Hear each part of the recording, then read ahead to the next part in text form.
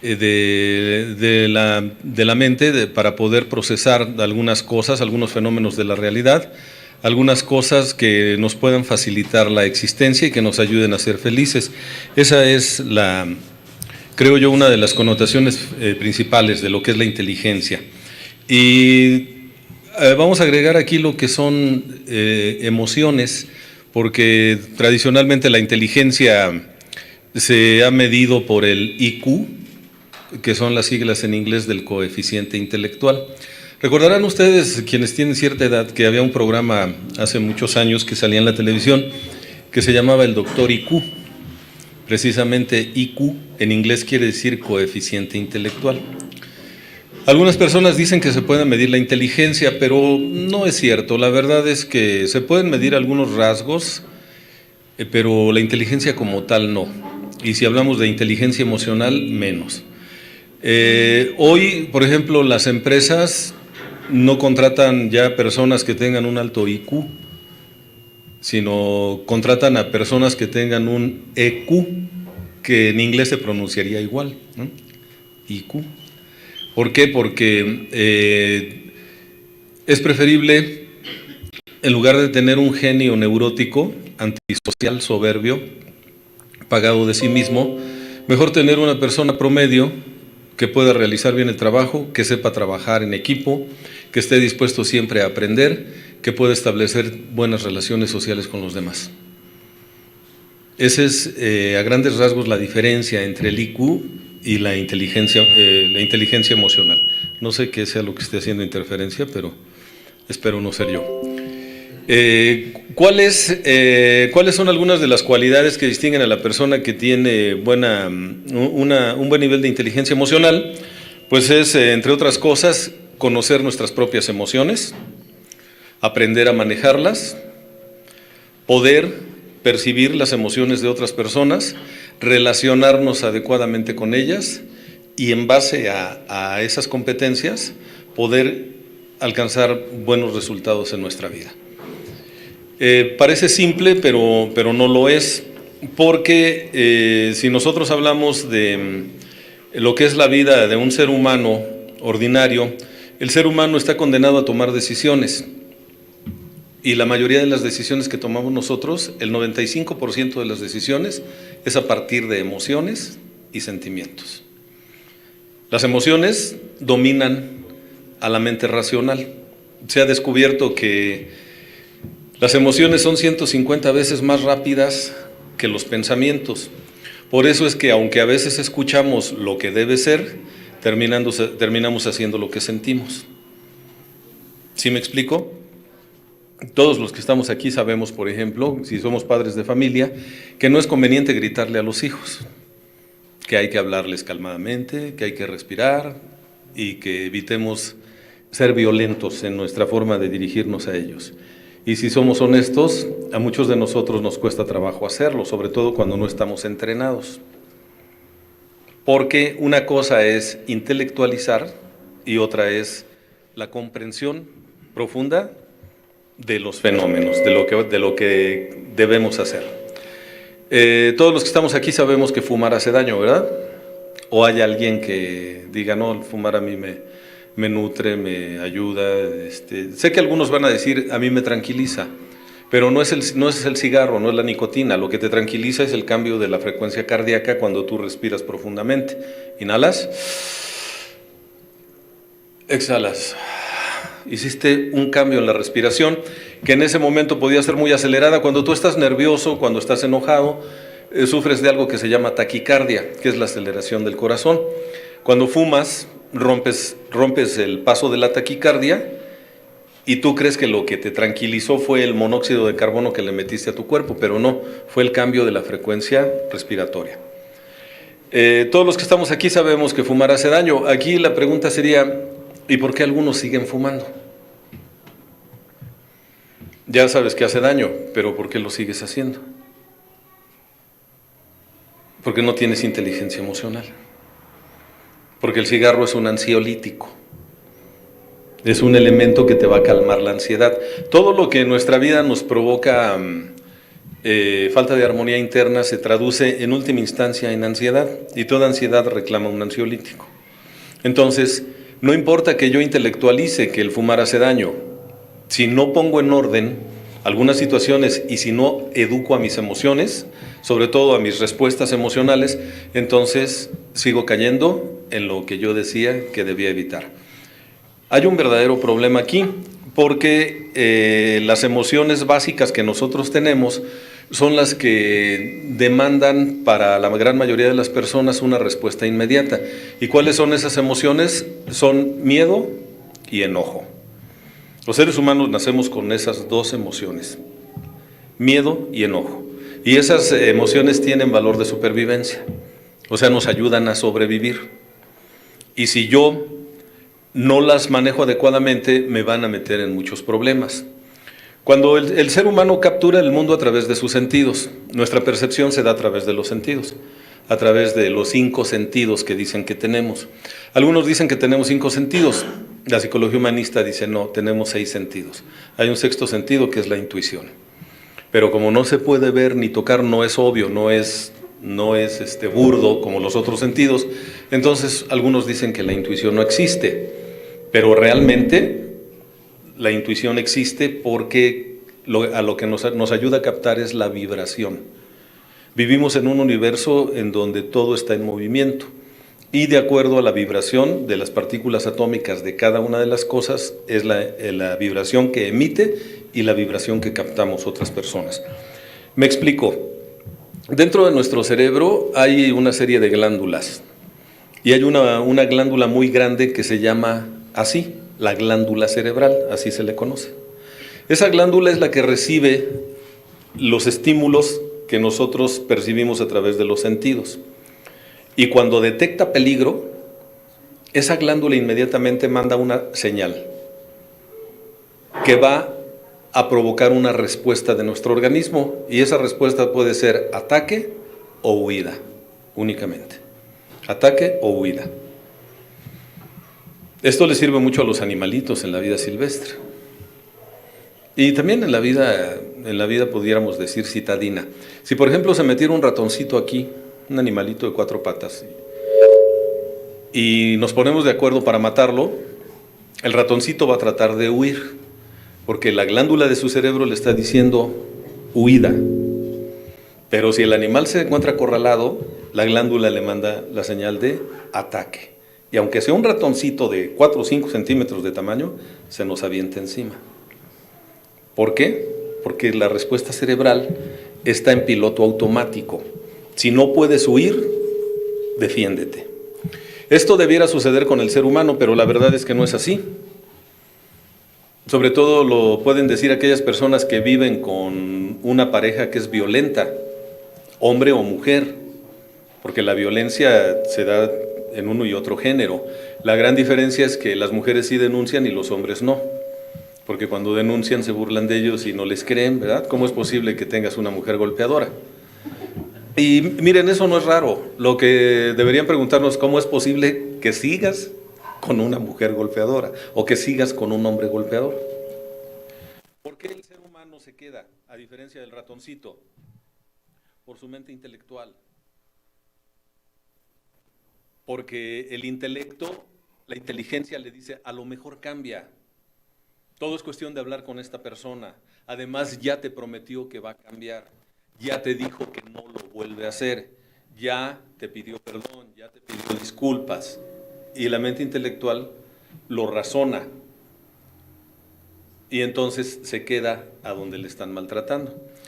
Decía Aristóteles, el filósofo griego, es fácil enojarse, pero enojarse de la manera correcta, con la persona correcta, en el momento indicado y de la forma adecuada, eso no es fácil. Cualquiera se puede enojar. De hecho, es normal que nos enojemos. Y esto lo comento porque ha habido una distorsión, más que nada por ignorancia en los grupos de cuarto y quinto paso, que le han dado a las escrituras, o sea, a los inventarios, le han dado un carácter así como de piedra filosofal, ¿no? Que es capaz de transformar el fierro más burdo en oro puro. Y te dicen, ¿con tantas escrituras y todavía te enojas?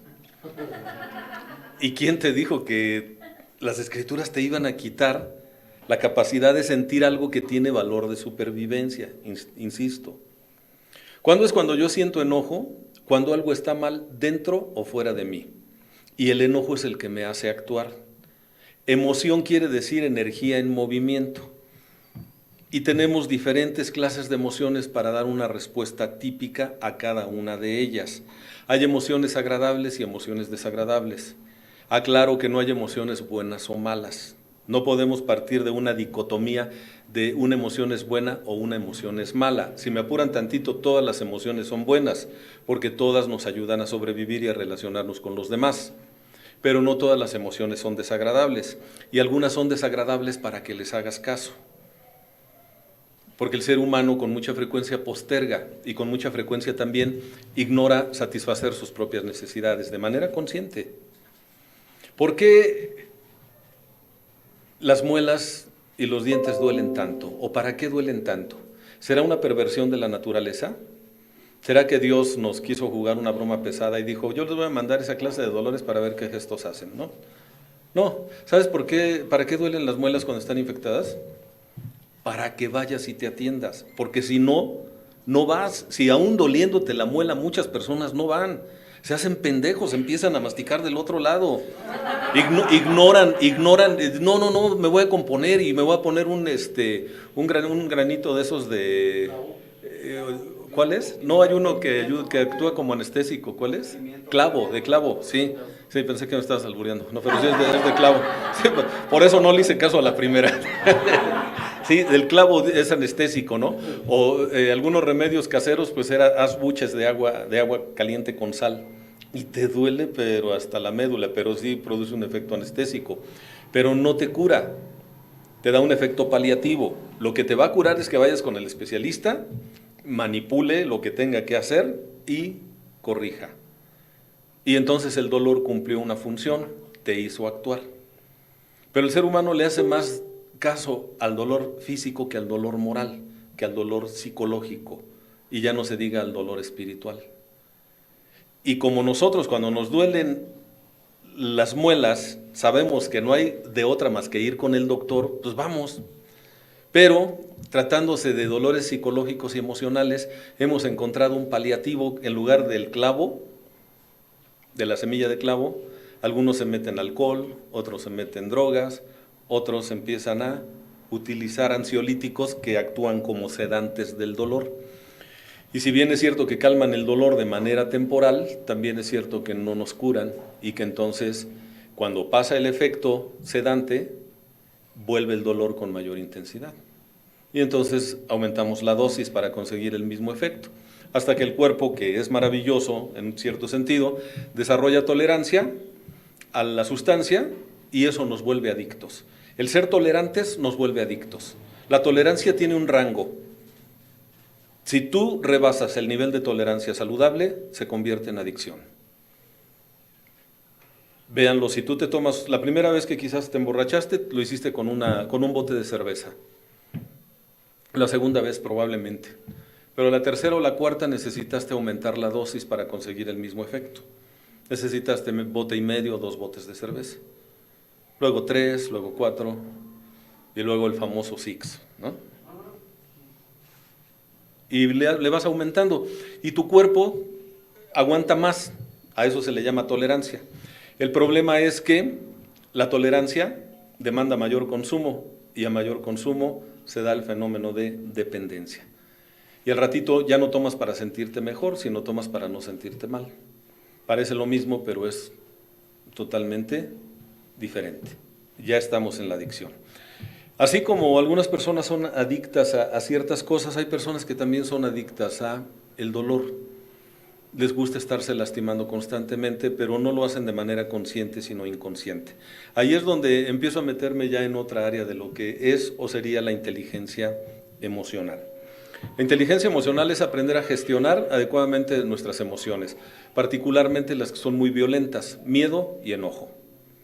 El miedo es una señal de alarma psicológica que nosotros recibimos ante un peligro real o imaginario.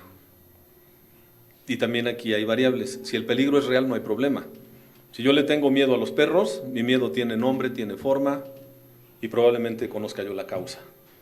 Pero a veces el peligro es imaginario. Le puedo tener miedo a la vida, le puedo tener miedo a otras cosas y a veces puedo tener mucho miedo y no sé ni de qué. No sé a qué le tengo miedo. Y esto se explica porque el ser humano a veces nace ya lleno de miedo. Lleno de miedo, y es para sí mismo un enigma el poder encontrar la solución para ciertas emociones, para ciertos sentimientos, y no sabe qué hacer con ellos generalmente. La gran mayoría de los seres humanos somos neófitos de nuestras propias emociones. Las tenemos, las experimentamos, pero no sabemos por qué y a veces tampoco para qué. Experimentar miedo es bueno, porque yo puedo convertir al miedo en un estimulante para actuar, para ir más allá de. El miedo no debiera ser algo que me frenara, sino simplemente es algo que me diga, ve con cuidado. Cuando aprendemos a relacionarnos con nuestras emociones y sentimientos, estamos del otro lado. Si yo vengo por la autopista mexiquense, que es la ruta que tomé de allá de Cuautitlán Izcalli para acá, la velocidad permitida es de 100 kilómetros, me parece, 100 kilómetros por hora. Y si yo vengo a 150, 160 kilómetros, que la carretera está muy bien y puedes hacerlo, empiezo a experimentar miedo. Empiezo a experimentar una sensación desagradable. Es una señal de alarma psicológica, que la recibo primero no en la mente, sino en el estómago, en las vísceras. Las emociones son viscerales. Cuando sientes, de hecho, ahorita ustedes mismos, véanlo en su propio caso, cuando sienten miedo, ¿en qué parte de su cuerpo lo sienten? ¿En qué parte de su cuerpo? ¿En qué parte? En el estómago. Muchas personas sienten un hueco en el estómago. Hay quien dice, es que a mí me tiemblan las piernas, sí, pero eso ya es después de sentir el hueco en el estómago. Algunas ni cuenta se dan, dónde sienten las emociones, porque están muy desconectados de sus sensaciones. Los desconectaron desde pequeñitos. Lloraban, estaban mojados y lloraban porque es la forma en la que un bebé se comunica con el mundo. El bebé se comunica a través del llanto. Y llega la mamá y en lugar de cambiarlo le da el biberón. Y tiene hambre, inmediatamente el biberón, y asocia satisfacción con, entre comillas, bienestar. O sea, hambre con satisfacción y bienestar. Está mojado, le dan de comer. Quiere compañía, le dan de comer. Tiene molestias, le duele algo, llora y le dan el biberón. Y lo van desconectando de sus sensaciones. Y lo único que sabe hacer cuando tiene algún malestar es comer. El alcohólico simbólicamente es llevarse la botella. El fumador, llevarse el cigarro. Se quedan en la etapa oral primaria, que es una de las primeras etapas de nuestra vida como seres recién nacidos. Hay una fuga por medio de la oralidad. Algunos no saben ni dónde sienten las emociones, pero los que sí han podido registrar eso, ¿dónde sientes el miedo? En el estómago. ¿Dónde sientes el enojo? Es visceral también, el estómago, generalmente, sube de aquí. Nosotros tenemos varios chakras, chakra corona, el del tercer ojo, el ajna, el de la boca, la garganta, el del corazón, el del plexo solar, el del vientre, el área genital, y el chakra raíz, que está a la altura del coxis. Todo en línea recta con nuestra médula espinal, que es parte del sistema nervioso central. El cerebro y la médula espinal son el sistema nervioso central. Y nosotros sentimos el miedo aquí, sentimos el enojo aquí. El asco, ¿dónde lo sientes? ¿Cuándo sientes asco? En el estómago también. Y cuando estás enamorado, ¿dónde te aletean las mariposas? Es en el estómago, ¿no? Si no has sentido eso, pues no sabes de lo que te has perdido. Las emociones son viscerales y tienen valor de supervivencia. Entonces yo vengo por la autopista y siento una inquietud, percibo una inquietud y digo, a ver, ¿cuál es tu miedo, Roberto? ¿Que te detenga una patrulla? Pues puede ser, pero más bien creo que es que voy muy rápido y puedo tener un accidente. Y entonces le bajo la velocidad.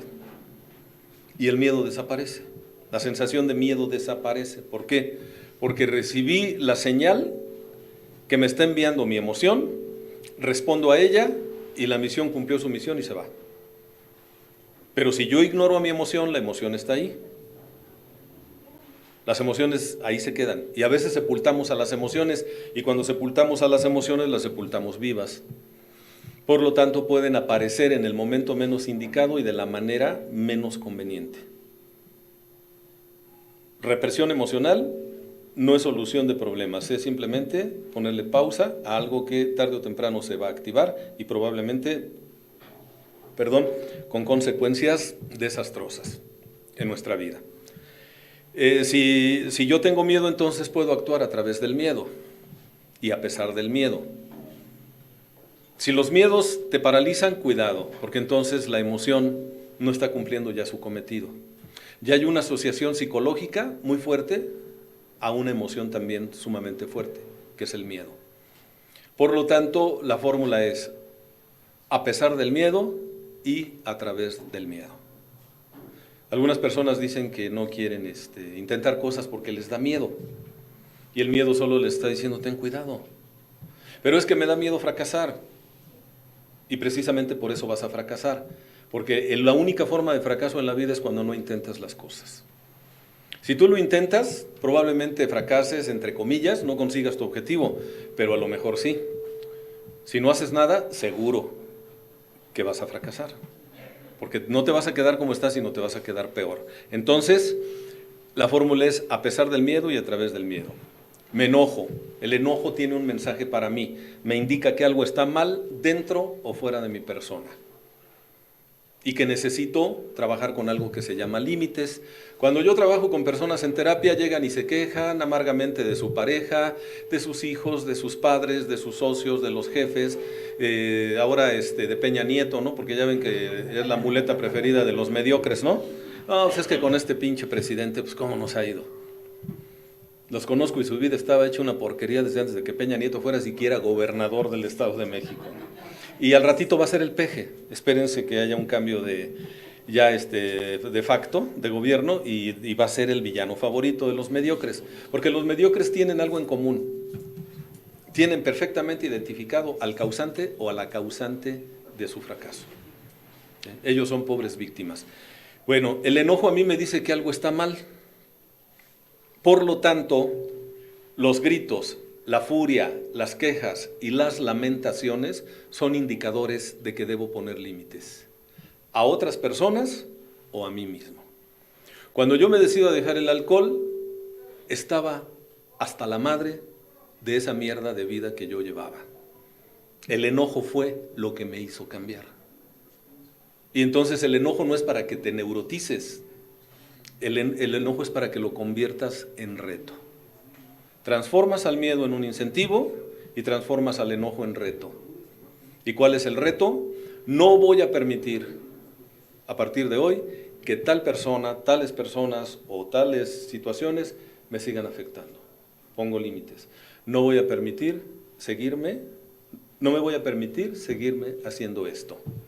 Oía una canción ayer, traigo ahí en mi carro me regalaron unas carpetas de este cantautor guatemalteco, Ricardo Arjona, que tiene unas canciones muy mamonas, pero tiene otras bonitas, ¿no? A mí sí, porque quiere tanto hablar en metáforas que a veces de veras se azota, ¿no? En el piso.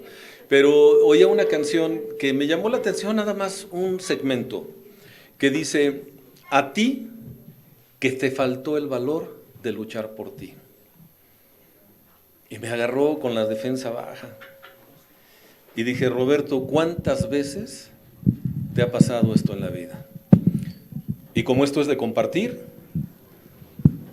yo les pregunto a ustedes, ahorita que se terminen de sentar los compañeros que llegaron, porque se me distrajeron en lo mero bueno del comentario. A ti que te faltó el valor de luchar por ti. ¿Cuántas veces te ha sucedido eso a ti? ¿De veras has luchado por ti, por tus ideales, por tu bienestar? ¿O cuántas veces dejaste de luchar por ti para conseguir la aprobación de terceras personas, para que otros te quisieran, para que otros te dieran pertenencia, para que no te rechazaran, lo que es peor, para que te aceptaran? ¿Cuántas veces? ¿Y sabes por qué fue eso? Por falta de inteligencia emocional. Porque las emociones están a tu servicio, pero si no hay una buena autoestima, empiezas a pervertirlas y empiezas a malutilizarlas. Y lo que es peor, empiezas a utilizarlas como moneda de cambio. Porque cuando yo me encuentro con una persona que dice que es muy enojona, ¿sí? Y sí, hay personas que se encolerizan fácilmente, de acuerdo a su temperamento. Nuestra genética nos hereda un temperamento. Hay muchas teorías de los temperamentos, a mí me gusta la de Hipócrates, que es la de los humores del cuerpo humano, y dice que hay 4 temperamentos básicos: colérico, ya se imaginarán, de todo se prende, sanguíneo, muy sociable, bromista, conciliador, melancólico, muy introvertido pero muy sociable y sobre todo muy, muy objetivo en muchos aspectos, el flemático. Demasiado aislado, demasiado tranquilo, pero demasiado meticuloso, demasiado riguroso, muy exacto en las cosas que hace.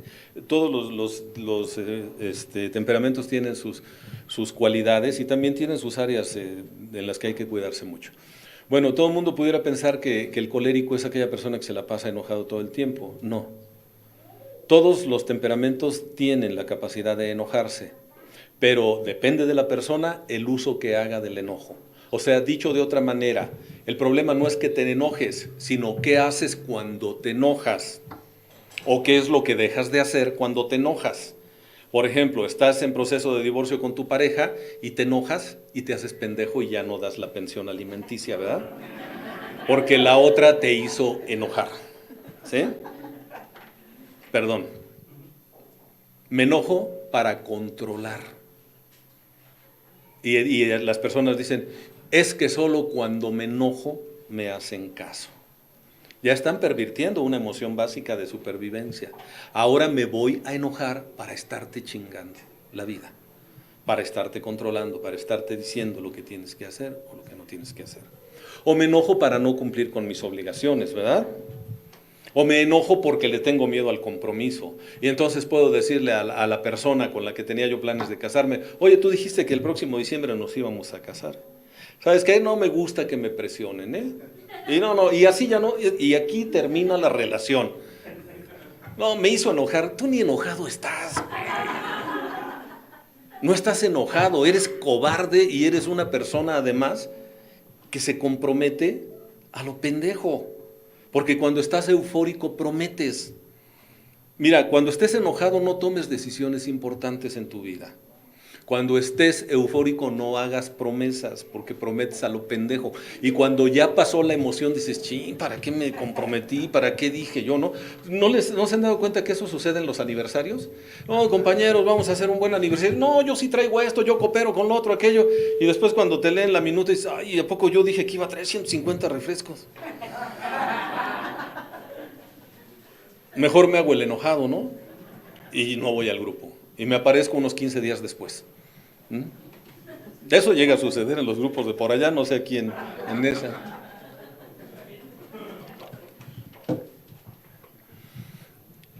¿Cuál es el problema? Dice Bill W.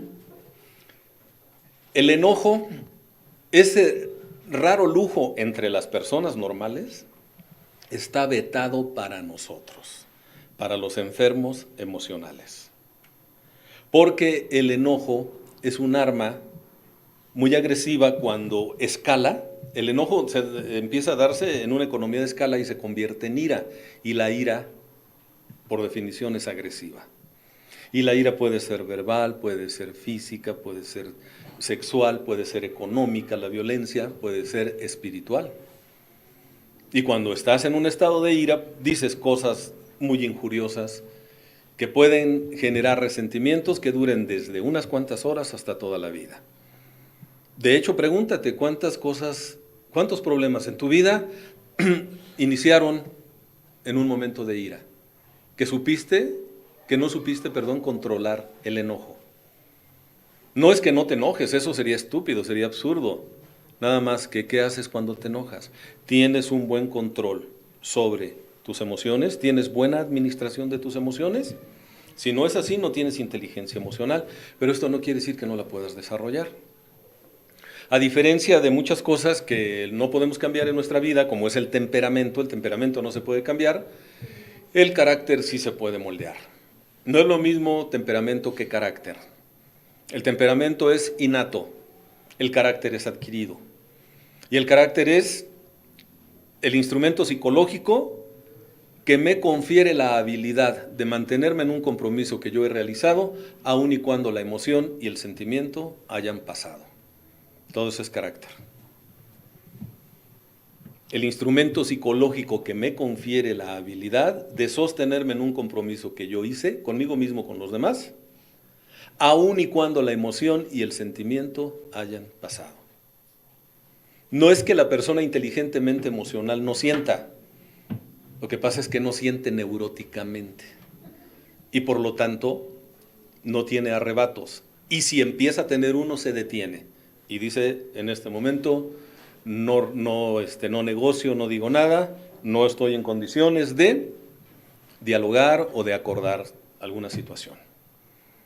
Y eso es lo que nos hace humanos, porque es un profundo sentido de empatía. Ahora, tenemos que practicar.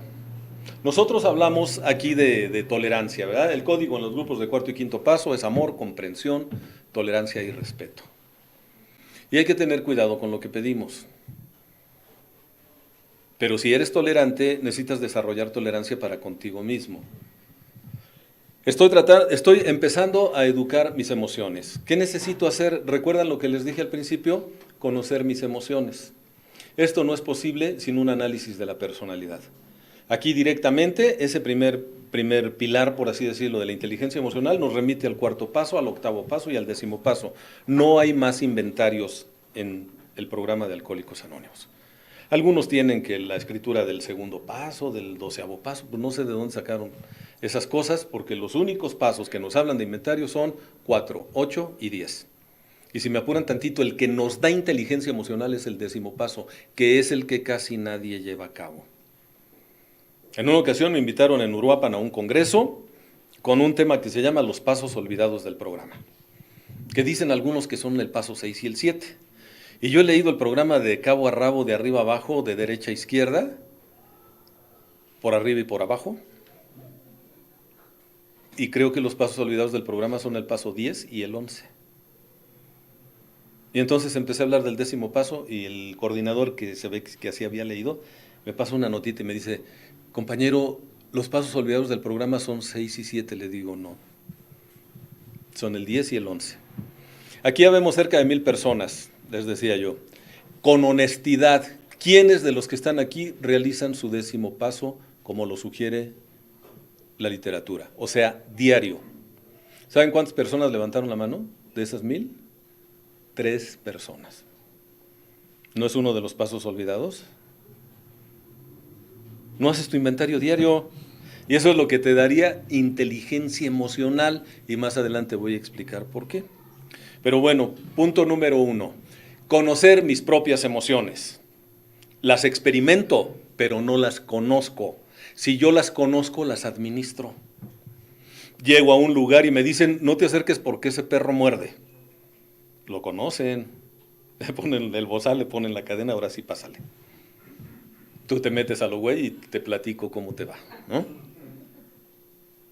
Cuando tú conoces, puedes poner antídotos, puedes hacer recomendaciones, puedes hacer observaciones, etc. Y para que te conozcas necesitas parar y observar. Detener tu vida, donde vas a 1000 por hora, en un estado de hipnosis permanente, que no es aquí, en el presente, sino es o en el futuro o en el pasado. Necesitas parar y observar. Y cuando tú paras y observas, ves maravillas. Y mediante la ayuda de alguna persona, que es un cerebro auxiliar, tu padrino es tu cerebro auxiliar. Él te va a reflejar muchas cosas y se supone que tiene experiencia y por lo tanto capacidad de empatizar contigo, que es otro de los elementos fundamentales de la inteligencia emocional. El padrino, a través de la práctica, a través de la praxis, de la escucha y de la consejería, ha optimizado una parte muy importante de nuestro cerebro, un área en donde están ubicadas las neuronas espejo. Las neuronas espejo son las que nos permiten empatizar con el otro. Y no importa el género de la persona, porque hay grupos que dicen, los padrinos solo apadrinan hombres y las madrinas solo madrinas. Nos regresamos a la Edad Media, ¿no? Los niños con los niños y las niñas con las niñas. ¿Por qué? Porque puede haber romances. Y pues el problema. Digo, no es conveniente que haya romances, ¿sí? Pero ¿cuál es el problema si estamos en un trabajo serio y espiritual? Ahora, si tú desconfías de tus padrinos o de tus madrinas, quiere decir que no los has preparado bien. Porque para que alguien apadrine, necesita ya tener un cierto proceso a nivel personal.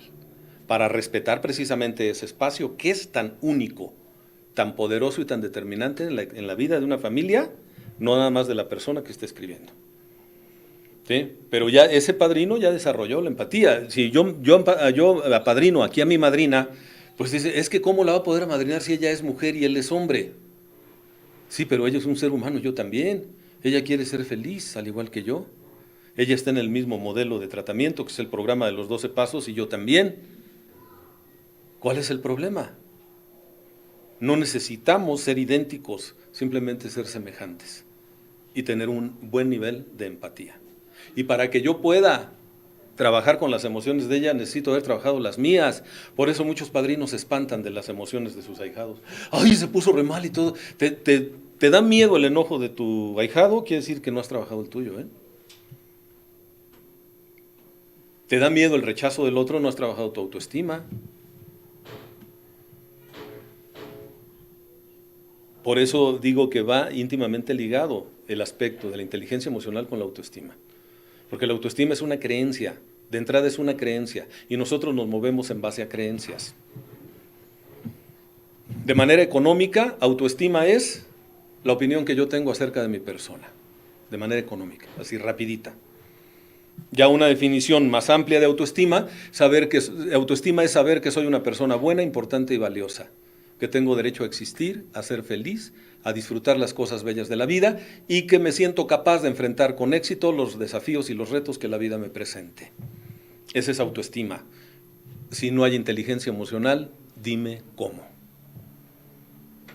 La autoestima y la inteligencia emocional son parte de lo mismo, se retroalimentan, se complementan entre sí. De hecho, muchas veces para lo que necesitas para desarrollar autoestima es lo que necesitas para desarrollar inteligencia emocional.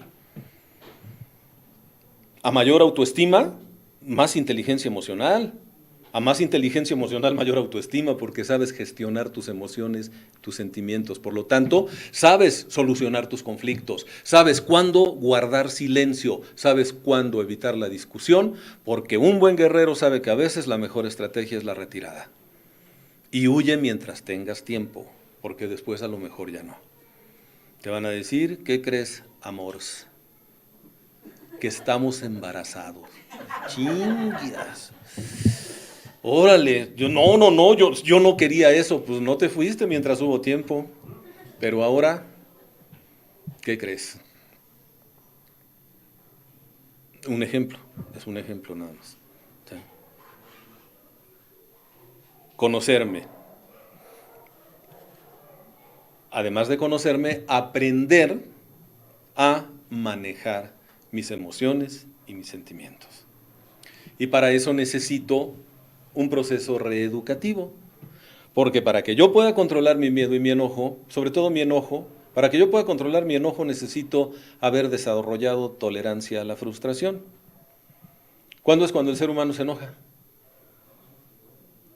No se quiebra en la cabeza, cuando las cosas no salen como él quiere. Punto. Sin razón o sin razón. ¿O a poco cuando todo te sale bien andas enojado? No, feliz. Y hasta le dices a la gente, sonríe, échale ganas, la vida es a toda madre. ¿Por qué traes esa cara? ¿No? Porque también eso es parte de la inteligencia emocional. Gestionas tus propias emociones y sabes qué hacer. Sabes separar. Esto es maravilloso. Puedes ponerle pausa al enojo para que no entinte el resto de actividades o de relaciones. En una ocasión llegué ahí en Lomas de Plateros, con una amiga mía, que íbamos a ver un asunto relacionado con el trabajo, Y cuando llegué, me iba yo acercando a la casa, son departamentos, edificios, departamentos, y oí unos gritos así, primigenios, ¿no? Como de primeriza pariendo, más o menos, no sé, unos gritos, pero se oían a todo lo que daba. Y dije, ¿a poco es ella? Porque además era una señora así bajita, menudita, ¿no? Dije, ay, cabrón, poco tanta capacidad tiene sus pulmones, ¿no? Porque la veía que gritaba con todo. Y entonces, antes de reflexionar si era conveniente tocar o no, ya había yo tocado. Y luego me arrepentí, dije, no, mejor me voy y luego regreso. Y se abre la puerta, me ve y me dice, hola. Dice, pásale, por favor. Le digo, si quieres regreso después. Dice, no, pásale, estoy enojada con él, no contigo. Se refería a su hijo. Esa es inteligencia emocional. Estoy enojada con él, no contigo. Dame 5 minutos y ahorita hablamos de nuestro asunto. Pero en ningún momento dijo, no, no es nada. No, así nos hablamos, ¿verdad tú que así nos llevamos? No, yo soy una persona bien dulce, soy una persona muy buena onda. No, digo, sí, estoy enojada, pero no es contigo. Dame una pausa y ahorita platicamos. Eso es gestionar bien tus emociones y tus sentimientos. Poniendo como ejemplo el enojo. Tengo mucho miedo. Adelante, enfréntalo. A veces lo que necesitas es que alguien te diga, enfréntalo. Yo también sentí ese miedo, al igual que tú. La primera vez que yo iba a dar terapia de manera formal, porque ya de manera informal ya había dado consejería como padrino de agrupaciones, estábamos en una clase que se llama supervisión, y la supervisión se da en un consultorio muy, muy particular. El consultorio se le llama Cámara de Gesell, que fue quien diseñó ese tipo de espacio. Y es un consultorio en toda la línea, pero tiene micrófonos de alta sensibilidad. Y tiene un gran espejo que no se ve de afuera hacia adentro, pero de adentro hacia afuera se ve como espejo. Y ahí hay gradas o butacas y ahí están tus maestros y están tus compañeros, quienes te van a dar retroalimentación de buena voluntad. En los grupos se dice te van a dar la ayuda, ¿sí? Cuando tú termines tu participación te van a decir, y esto, primero te van a preguntar, ¿y para qué esto? ¿Y esto por qué? ¿Y lo otro, aquello? Como algunas veces le preguntamos a alguien en la hacienda, ¿verdad? ¿Para qué bañas con incienso al ahijado? Pues no más. Ah, mira. Todo debe tener una intencionalidad. ¿Para qué vas a hacer esto? ¿Para qué vas a hacer este ejercicio? ¿Para qué vas a hacer esta dinámica? ¿Qué pretendes con eso? Tú no puedes estar apretando los botones nada más a lo pendejo. Bueno, sí puedes, pero no es correcto, porque a lo mejor echas a perder tu propio trabajo. Entonces, me pregunta mi maestro, me dice, ¿cómo te sientes, Roberto? Le digo, muy nervioso, tengo miedo. Dice, ¿por qué? Le digo, porque nunca he dado terapia de manera formal. Y me dice, sí, pero tu paciente no lo sabe. Así que entra con confianza. Que no se dé cuenta de tu miedo. Enfrenta el miedo. Yo también sentí miedo la primera vez. Y el miedo, recuerda que simplemente es una señal de alarma psicológica. Vuélvete amigo de tu miedo. ¿Qué mensaje tienes para mí? Ve con cuidado. Gracias. Y ya no lo andes cargando. Es que me da miedo sufrir. Pues entonces gestiona tus emociones. Si es sufrir, porque no es lo mismo sentir dolor que sufrimiento. El dolor es salir lastimado y eso es inevitable. El dolor es inevitable. Lo que sí podemos evitar es el sufrimiento. O sea, sentir dolor muchas veces por lo mismo. Quienes viven relaciones destructivas saben de qué les estoy hablando. Es más, si tu relación te duele, aunque tú no sepas que es destructiva, puede que sí, porque el amor no tiene por qué doler. ¿O sí? Pero ¿cuáles son las creencias, verdad? El amor es sacrificio, el amor es sufrimiento, no. El amor es compromiso, y en el compromiso hay sacrificio, ¿no? Por eso es compromiso. Uno crece en la medida que se compromete, y dice, voy a cumplir con esto, aunque no me guste, aunque esté muy apretado económicamente, aunque tenga poco tiempo, aunque esté agotado, no sé, lo que sea. Pero el sufrimiento, perdón, eso es masoquismo, eso no es amor. Ahora, si eres masoquista, bueno, pues está bien, declárate como tal y no te quejes, disfruta que te lastiman, disfruta tu relación destructiva, que te voy a decir más adelantito por qué escoges relaciones destructivas en tu vida. Y eso no lo vas a ver con escrituras, y eso no lo vas a sanar con escrituras, perdón. Hay gente que a mí me dice, Roberto, he hecho todas las escrituras habidas y por haber. Ya ven que hay gente que tiene más escrituras que un notario público, ¿no?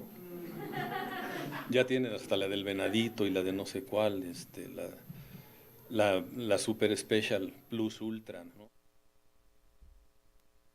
El Guerrero. Allá en Dolores Hidalgo me preguntaban si había hecho la del Guerrero, la escritura del Guerrero. Le digo, no, ¿y cuál es esa? Dice, es una que está basada en el Manual del Guerrero de la Luz de Paulo Coelho, el libro. Ah, le digo, qué interesante. Le digo, oye, ¿y eso qué tiene que ver con doble A? Dice, nada, pero está bien chingona, padre.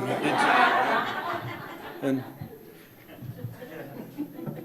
esas son las distorsiones que le hacen daño al movimiento, pero pues tampoco soy quien yo para corregirlos, y menos si no me preguntan, pero muchas personas me dicen que han intentado de todo y siguen sintiendo que algo les falta.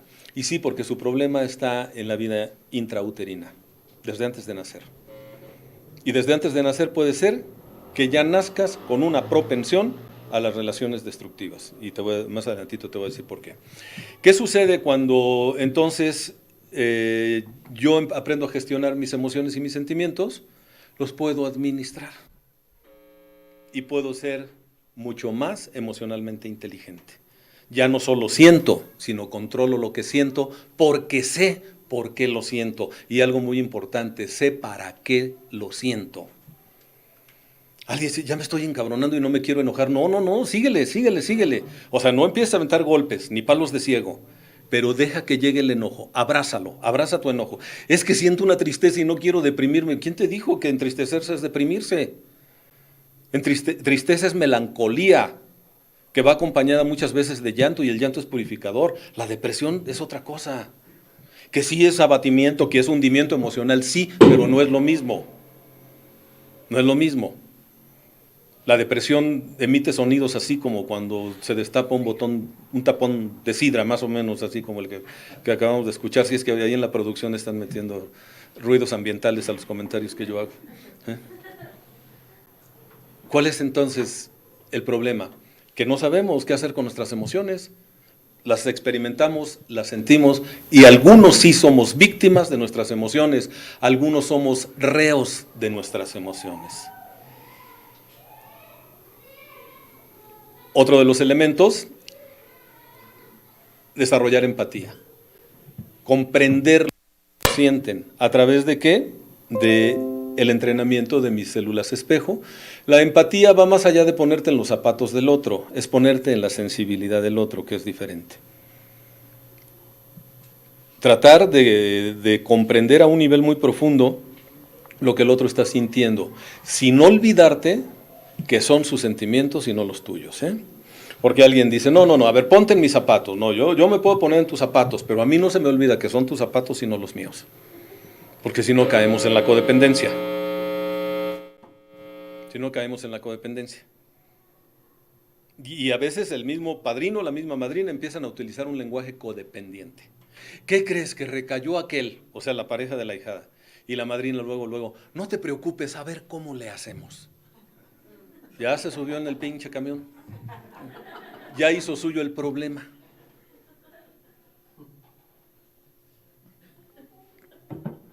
Hasta en la oración de la serenidad, yo oigo en algunos grupos, Señor, concédenos serenidad. ¿A quiénes? ¿A todos? No, pide por ti, tú pide por ti, a lo mejor el otro no quiere serenidad. Está demasiado sereno. A lo mejor lo que necesita es un poquito de actividad, ¿no? Más que de serenidad. Pide por ti. Dame sabiduría para discernir la diferencia, ¿no? Y te dice tu poder superior, sí, pero estate quieto, cabrón, pues sí te puedo dar sabiduría, pero antes tienes que parar, ¿no? Parar y observar. ¿Y qué sucede entonces? Que a través de eso yo puedo manejar excelentemente mis relaciones y la solución de problemas. Porque un elemento más de la inteligencia emocional se llama automotivación. Estoy bien deprimido, pero ¿qué necesito? Nada más habría que apagar el otro, ¿no? Para que no haya interferencia. Gracias. Estoy bien deprimido, ¿qué voy a hacer? Automotivarme. Porque mi grupo abre hasta en la noche y quién sabe si tenga la oportunidad de hablar con un padrino, de subirme a la tribuna, y hoy tengo herramientas. Y entonces me puedo automotivar. ¿Qué es la automotivación? La capacidad de reconocer en mí las cualidades inherentes que tengo, las competencias y habilidades adquiridas, que son recursos para enfrentar con éxito los retos de la vida. ¿Recuerdan la definición de autoestima? Tengo elementos y tengo además un elemento maravilloso si estoy en un programa de recuperación. Tengo un poder superior a mí mismo, que probablemente por eso me está mandando. No es que me mande, sino se están dando las circunstancias para pedir ayuda. Yo solo no puedo salir de este problema, pido me ayudes o pongas los medios para que a tu modo y a tu tiempo se puedan solucionar las cosas. Automotivarme es felicitarme por las cosas que hago. Muchas personas se quejan de que no se reconoce el trabajo que ellas hacen. Y es que en mi casa nadie me valora, es que en el trabajo tampoco, es que en el grupo, es que nadie ve lo que yo hago. Pues felicítate tú. Cuando hagas algo bien, felicítate tú. Cada que termines algo bien, felicítate. Y sea cual sea tu nombre, fulano de tal, te felicito por esto que estás haciendo bien. Te felicito si eres alcohólico porque hoy es un día más sin beber. Te felicito porque estás logrando esto, hablándote a ti en primera persona, en tercera persona, perdón. Ayuda. La automotivación es fundamental. ¿Y cómo te puedes automotivar? Viendo tu capacidad de logro, recapitulando algunas situaciones donde te has sentido maravillosamente bien por aquello que tú hiciste. Esto se maneja en programación neurolingüística. Recuerda una situación en la que te sentiste intensamente bien, inmensamente bien por haber logrado algo. Y recupera sensaciones, recupera esa escena con todas sus sensaciones, o sea, recupérala de manera sensorial. Recupera imágenes de ti teniendo ese logro. Escucha, recupera diálogos, palabras, felicitaciones que recibiste. Si es posible, aromas, si es posible, sensaciones táctiles. Esa es tu capacidad, esos son tus recursos internos. Y te das cuenta que puedes lograr grandes cosas. Y como eres una persona objetiva, pues sabrás que a veces no se puede, por más que tú lo intentes. Pero eres capaz de automotivarte. Tenemos estos elementos para poder empezar a desarrollar una adecuada inteligencia emocional. La persona inteligentemente emocional se vuelve amiga de sus emociones. No las rechaza, tampoco genera una compulsión por estar experimentando determinadas emociones. Dice Deepak Chopra que hay gente que nunca se va a recuperar porque es adicta a la catarsis. Quien es adicto a la catarsis va a generar estados neurofisiológicos que le lleven a experimentar placer por lo que es dolor y sufrimiento. Y es cuando la tribuna, en lugar de convertirse en la tablita mágica salvadora, se convierte en el espacio del placer deformado de la conmiseración. Hay gente que han pasado 10, 15, 20 años de la vida quejándose por lo mismo. Son aquellos que no permiten que cicatrice la herida, se meten el dedo en la llaga y se vuelven a lastimar. Son aquellos que son incapaces de hacer de su pasado pasado. Son aquellos que dicen que no pueden perdonar. Porque si perdonan, entonces ya no van a tener cómo lastimarse a través de la autoconmiseración. Es que no he podido perdonar a mis padres. Pues claro, porque ellos son tu pretexto favorito. Si los perdonas, ¿a quién le vas a echar luego la culpa de tu mediocridad? Si perdonas a la pareja que te falló, pues ¿cómo vas a dejar de lastimarte y de justificar todo lo que haces? Y soy una malvada porque tuve una persona que me lastimó. O no creo en ninguna mujer porque una me abandonó y me traicionó. En lugar de reconocer que fuiste pendejo para escoger. Y esa es tu responsabilidad. Cuando dejas de buscar culpables y te haces responsable, se acaba el conflicto. Y te das cuenta que no tienes nada que perdonarle a la otra persona. Porque además, si esa persona llegó a tu vida fue porque tú la escogiste. Y si te hizo sufrir tanto, como tú dices, fue solo porque tú se lo permitiste. Y porque tenías también tu ganancia secundaria. A lo mejor tú habías lastimado a alguien antes y te quedaste con la culpa y trajiste a alguien que te estuviera castigando. Hay gente que se consigue su castigador o su castigadora y se va a vivir con él o con ella. Y a eso le llaman matrimonio. inconscientemente están buscando quienes los maltraten. ¿Y esto por qué? Antes decíamos que era cuestión genética, hoy sabemos que no, que las enfermedades son ambientales. Se decía, una persona que tiene cáncer va a heredar el cáncer a sus familiares, y no. Lo que hereda es una predisposición, pero no hereda en sí el cáncer. Lo que sucede es que si esa persona era muy depresiva, o era una persona que se tragaba mucho los corajes, le va a modelar esa conducta a los niños, a las niñas, y van a actuar como vieron que lo hacían sus padres. Y por supuesto que a los 20, 30 años ya van a tener su cáncer, pero no fue hereditario desde un punto de vista genético, sino desde un punto de vista ambiental. Son las herencias transgeneracionales que se dan en el entorno de las familias disfuncionales. ¿Por qué? Porque el ser humano nace y no sabe que se puede mover. Es un par de ojos, ¿sí?, conectados a un cerebro, y empieza a ver el mundo. Cuando ya empieza a identificar figuras, porque el ser humano cuando nace no ve como vemos nosotros, lo que ve son manchas, sombras, y el nervio óptico se va purificando en su percepción, y al ratito el bebé lo tiene cargado la mamá y ve, ya está atento a todo, es un observador del universo, pero luego se da cuenta que el universo está a su alcance, porque tiene, bueno, primero ve unas manitas que no sabe que son suyas y se las lleva a la boca y empieza a hacer muchas cosas, y luego se da cuenta que con esas manitas que son tenazas puede tomar cosas y empieza a explorar el universo, y después ese niño aprende a caminar. Y más o menos hasta la edad de 7, 8 años, ese niño es un observador del universo. El cerebro del niño no tiene algo que se llama diálogo interno. ¿A qué edad empezaron ustedes a platicar con ustedes mismos? ¿Recuerdan? Porque algunos ni siquiera recuerdan. Yo empecé a platicar conmigo como a los 7 años de edad. Se empezó a establecer el diálogo interno. ¿Cuál es el diálogo interno? Mira, es esa platicota que traes contigo en este momento, que te tiene presente físicamente, pero ausente mentalmente. Veo algunos que ahorita están en su diálogo interno, desde aquí los estoy viendo. Ya regresó uno. Sí, está. Con la ubicación de su mirada estaba ahorita viendo una serie de imágenes ahí en su mente. El diálogo interno es esa plática que traemos con nosotros mismos todo el día.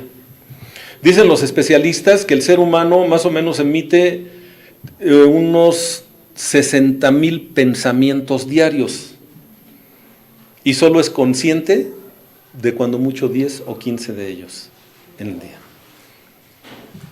¿Qué es el pensamiento? Son imágenes y palabras. ¿Cómo puedo transmitirles a ustedes lo que yo pienso? Solo a través de imágenes y palabras. Imágenes que ustedes conocen. Cuando ya hablo de los 12 pasos, pues su cerebro saca las imágenes relativas al programa y inmediatamente las empalman con lo que yo estoy diciendo. El niño no tiene diálogo interno, solo observa al universo, y ese es el gran problema a veces, que el niño observa y su cerebro solo registra, nada más está registrando.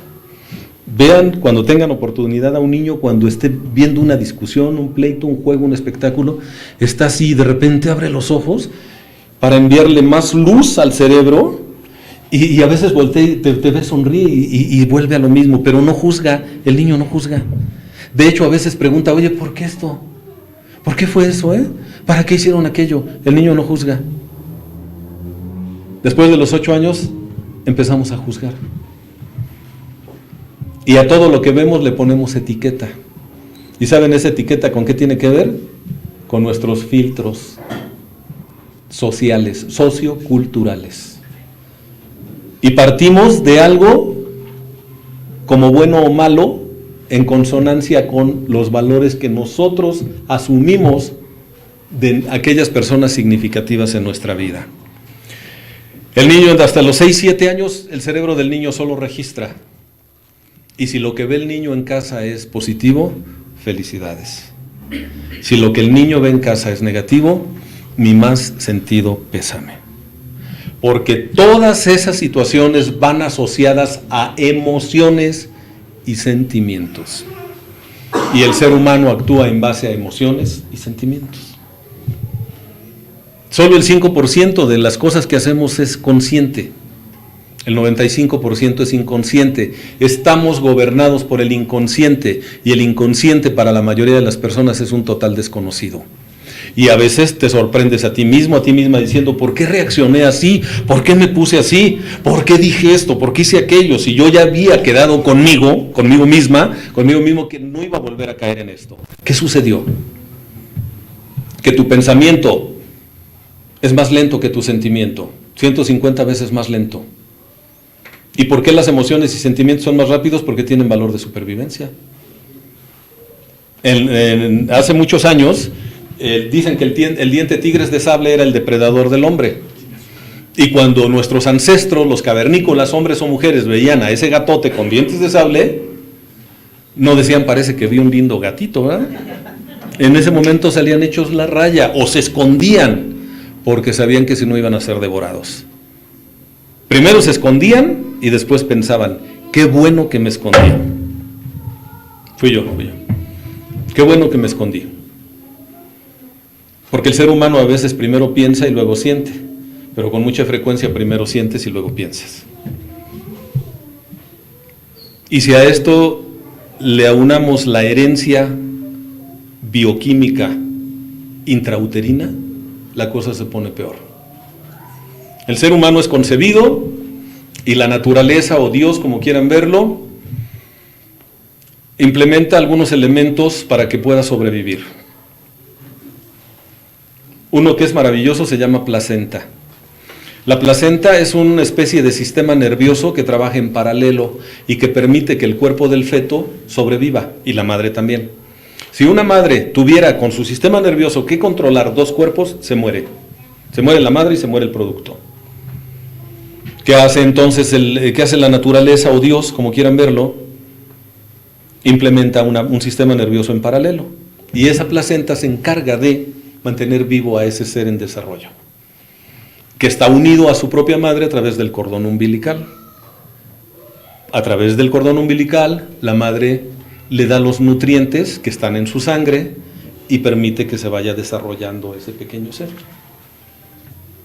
Sin embargo, hoy sabemos que todo lo que vive la madre en el proceso de gestación lo registra el feto a través de sensaciones, de impulsos electroquímicos y de impulsos electromagnéticos. Hicieron un experimento poco ético, pero muy efectivo. En una universidad de los Estados Unidos empezaron a invitar a las madres mujeres que estaban próximas a ser madres, a realizar un ultrasonido para ver cómo estaba la ecografía, qué resultados daba la ecografía de ese bebé. Y las mamás fueron y dijeron, está bien.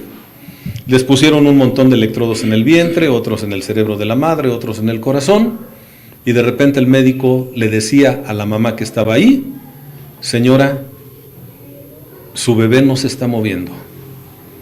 Y en ese momento el bebé brincaba y empezaba a patalear y empezaba. ¿Era porque el bebé había escuchado y había entendido las palabras, su bebé no se está moviendo? No, él no conoce el idioma inglés, no sabe el significado de las palabras. Pero en el momento en que la mamá pensaba en la sola posibilidad de que su bebé estuviera muerto, la bioquímica de su cuerpo, las glándulas suprarrenales enviaban un trancazo de adrenalina que provocaba taquicardia en la madre, y esto lo registraba el sistema nervioso del bebé controlado por la placenta y reaccionaba igual que la propia madre. Y por un instinto de supervivencia empezaba a moverse. Obviamente no se hizo más ese experimento, pero dio resultados extraordinarios. Bueno, hoy sabemos que el ser humano no nace como una hoja en blanco. Cuando nacemos ya traemos una herencia bioquímica recibida directamente por nuestra madre. Entonces, si la mamá está tranquila, se siente amada, se siente económicamente segura, se siente apoyada, va a estar emitiendo el cerebro de la madre algunas sustancias. Oxitocina, que es el neurotransmisor que tiene que ver con el amor, dopamina que tiene que ver con el placer, serotonina que es la que evita que nos deprimamos, ¿sí?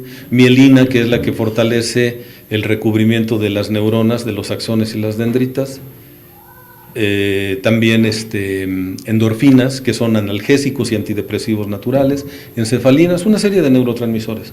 Y el bebé entonces está teniendo un desarrollo normal y sano, libre de estrés. Si por el contrario la mamá está muy estresada, va a estar recibiendo cortisol, va a estar recibiendo mucha adrenalina, va a estar recibiendo neurotransmisores que por vía perinatal se las está proyectando al bebé. Si la mamá se siente llena de miedo porque no se han dado cuenta que está embarazada, porque sabe que va a haber un rechazo por parte de la familia si es hija de familia, o el papá del bebé le dijo que no quiere saber nada de ella ni de la criatura, todo su cerebro y su cuerpo en general, todo su sistema endocrino, el sistema glandular, está emitiendo mensajes neuroquímicos, químicos y a veces neuroquímicos, ¿sí?, que están también recibiendo el producto a través de la sangre de su madre. Está recibiendo toda la bioquímica del miedo. Y si es un hijo rechazado por su propia madre, ese niño está recibiendo la bioquímica del rechazo. Y a lo largo de su vida va a buscar relaciones en donde lo estén rechazando. Porque hoy se sabe lo que dice Sigmund Freud, el considerado el padre de la psicología moderna, que le llamaba él la compulsión por repetir. El ser humano tiene la compulsión por repetir las experiencias traumáticas en su vida. Y decía Erich Fromm, hasta que no hacemos consciente lo que es dolorosamente inconsciente, no lo podemos administrar. Por eso es tan importante el programa de los 12 pasos en lo que se refiere al autoconocimiento. ¿No es cierto que no han conocido personas, o ustedes mismos lo han vivido, que se relacionan con personas que les garantizan el rechazo? Y se están lastimando una y otra vez y no saben ni por qué. Y dicen, es que he hecho muchas escrituras y no encuentro por qué. Es que eso no lo vas a encontrar en escrituras. Eso lo tienes que trabajar a nivel epigenético, o sea, a nivel memoria celular. Y aquí es donde tenemos que entrar en el mundo del espíritu, porque hay un grave problema.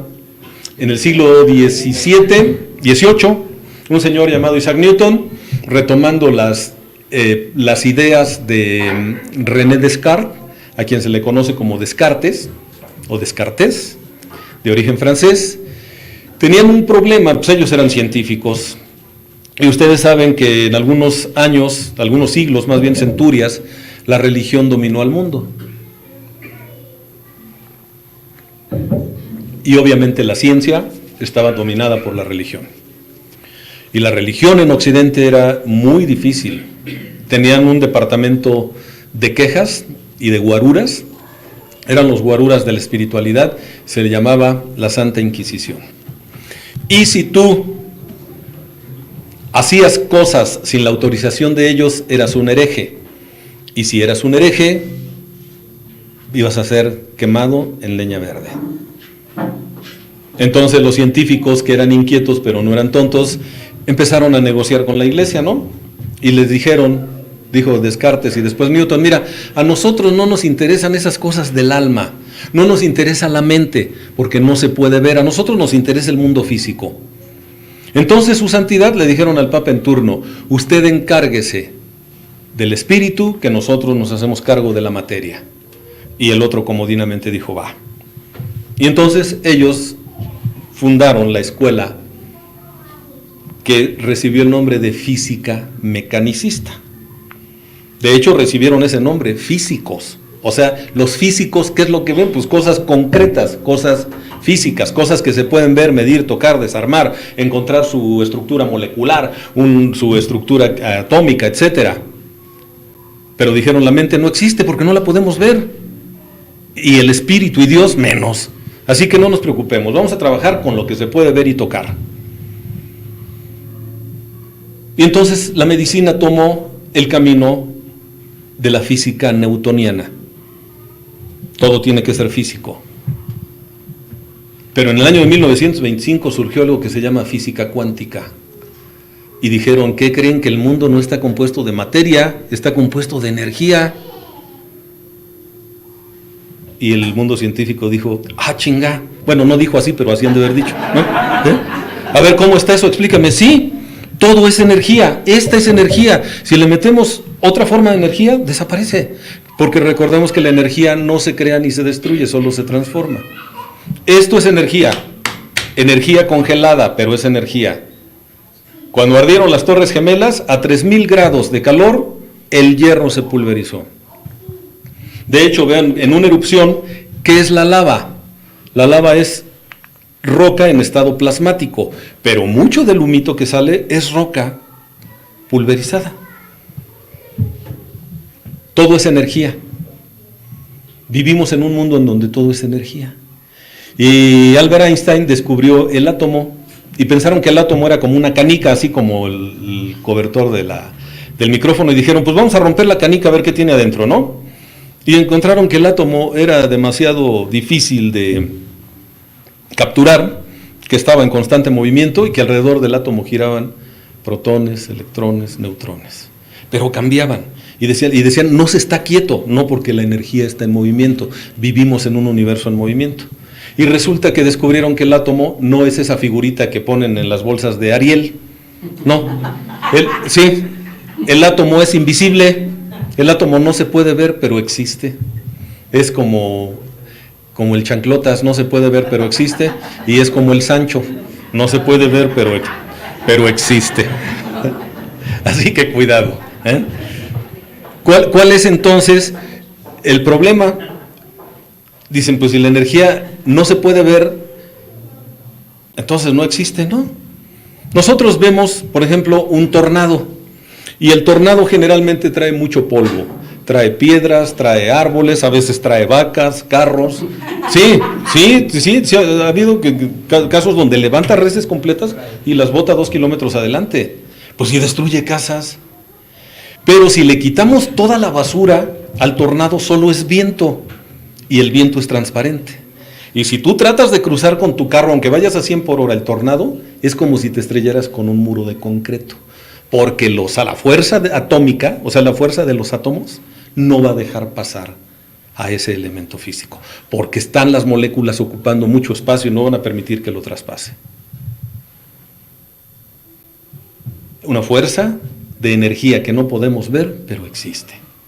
Y hoy nos damos cuenta que en sí la materia no se puede ver, que lo que vemos es el reflejo de la materia. Ustedes ahorita me ven, pero no me ven a mí, ven el reflejo de la luz en mi masa molecular, porque si apagamos la luz no me ven. ¿Y qué pasó con Roberto? ¿Desapareció? No, Roberto aquí está, solo que al no haber una luz que refleje, o sea, el efecto reflexivo de la luz, entonces no me ven. Y hay quien dice, la luz se puede ver, prendemos el foco no es la luz. Si tú prendes, lo que hay dentro de esta bombilla es un polvo muy sutil de color blanco que al recibir la energía eléctrica se excita y entonces se eleva ese polvo en toda la bombilla y da la luz. Pero no estás viendo la luz, lo que estás viendo es el reflejo de la luz. Y hay quien dice, entonces, ¿cómo podemos trabajar con esto? Bueno, pues tenemos que irnos a la parte energética espiritual. Y el espíritu no se ve, pero se siente.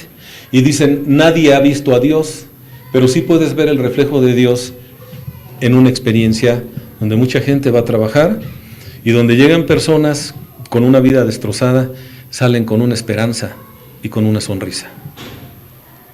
Y si no eres capaz de ver a Dios ahí, te estás perdiendo el reflejo más hermoso de la energía colectiva que se está reuniendo ahí. Y para que yo pueda desarrollar mi espiritualidad, necesito comprender que mi inteligencia es parte de lo que no se puede ver ni tocar, pero sí se puede manifestar en mis acciones, sí se puede manifestar en mi semblante, sí se puede manifestar en mi vibración.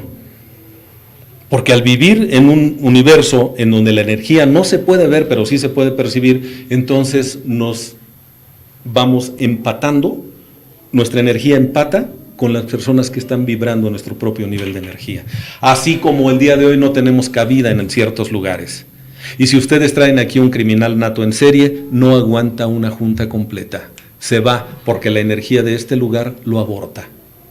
Cuando dos energías se unen, si son positivas las dos, si están vibrando en la misma frecuencia, se da algo que se llama interferencia. Interferencia es una interferencia positiva que hace que la energía crezca más. Pero si viene alguien con energía negativa y choca con energía positiva, se da una interferencia que se llama negativa. Y entonces la energía colapsa. ¿Y esto cómo se puede ver? Ponte donde haya una tina de agua o un estanque de agua. La piedra, tomas una piedra y la piedra es energía. ¿Cómo puedes ver la energía de la piedra? Dejas caer la piedra en el agua.